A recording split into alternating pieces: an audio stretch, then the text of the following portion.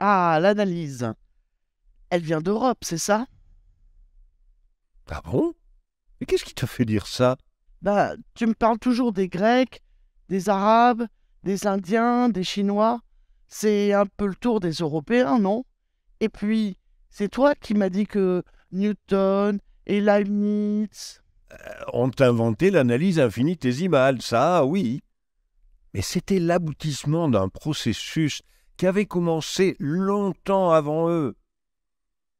Mais d'abord, qu'est-ce que c'est pour toi l'analyse? Bah, c'est le contraire de la géométrie, non? Quand on calcule des trucs sans faire de figure, genre des fonctions, des dérivés, des intégrales. Oui, sauf que calculer des trucs, comme tu dis, ça a commencé par de la géométrie. Les Mésopotamiens et les Indiens étaient très forts pour calculer des racines carrées, avec des découpages de figures.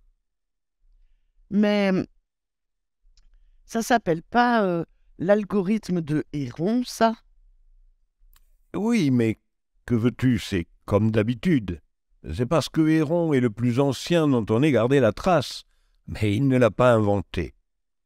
Bon, mettons, les racines carrées, c'est bien gentil, mais les fonctions, Et tu vois, on compile des tables de valeurs astronomiques depuis des milliers d'années. Les Grecs connaissaient une variété impressionnante de courbes. Mais le rapport entre les deux n'a été fait que très récemment. tu veux dire qu'on a fait de l'analyse avant de représenter des fonctions.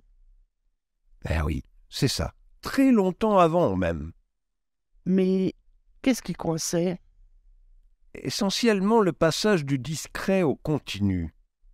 Et ce n'est pas parce que tu as une collection de valeurs que tu vas lui associer une courbe. Et même si, à nous, ça nous paraît naturel. Mais qui a commencé? Il s'appelle Orésme. Et tu vas être contente, il vivait en Europe.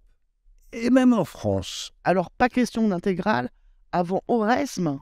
Et si, tu sais bien que les Grecs calculaient déjà des surfaces et des volumes. Tu te souviens d'Archimède, non?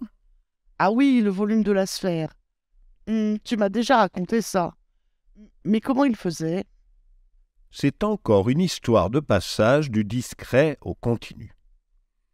Regarde, prends un octogone, mets-le en rotation autour d'un diamètre. Tu obtiens une surface qui est une réunion de troncs de cône. On savait calculer la surface et le volume des troncs de cône depuis bien avant Archimède. Mais oui, mais ce n'est pas une sphère. C'est là qu'Archimède a été trop fort.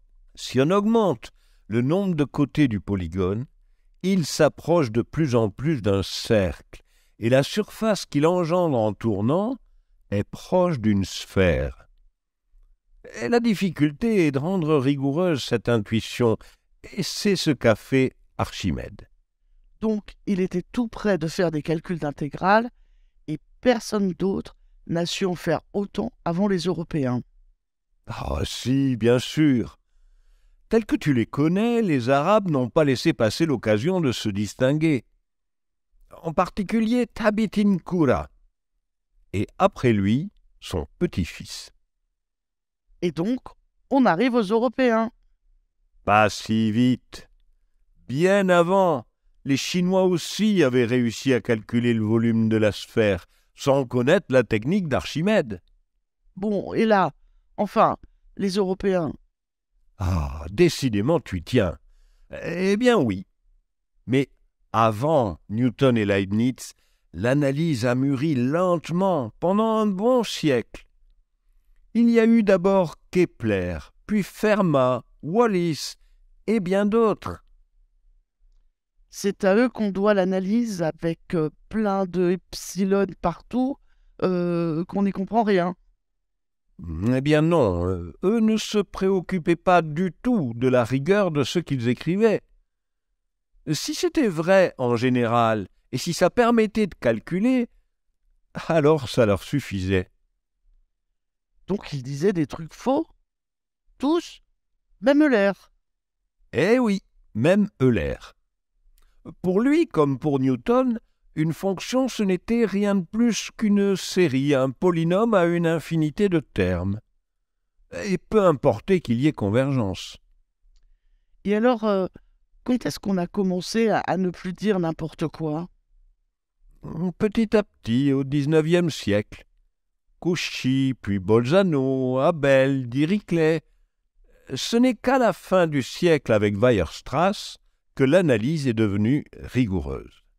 Ah, bah tu vois, j'ai des antécédents. À force de dire n'importe quoi, peut-être qu'il y a 2 siècles, on m'aurait cru. Oui, bon, ne rêve pas, il y a des limites au n'importe quoi tout de même.